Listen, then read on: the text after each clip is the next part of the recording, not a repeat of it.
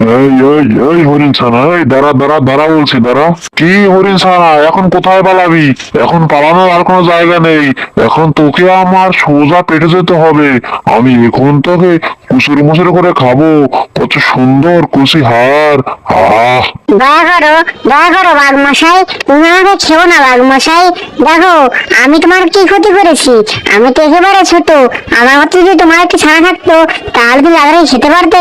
এ তুমি কি বললে হরিণ ছানা? তুমি তো আমার পূর্ণ কথা মনে করিয়ে দিলে। আমার একটি ছানা ছিল, তাকে কে যেন খেয়ে ফেলেছিল। আমি সেই মতো নিঃসন্তান। আমি আর কোনোদিন সন্তানের মুখ দেখতে পাইনি। তোমাকে এখন আর আমি খেতে পারবো না। আমার ছেলে সন্তানের কথা মনে পড়ে গেল। তাহলে তুমি এখন যাও। তুমি যখন এই বনে আসবে, কোনো ভয় পাবে না। তোমার আর কোনো ভয় নেই। তোমাকে আর কেউ কিছু বলবে না। আচ্ছা বাঘ মশাই, তোমাকে অসংখ্য ধন্যবাদ। তাহলে আমি তাড়াতাড়ি যাই, আমার মা আবার আমার জন্য চিন্তা করছে।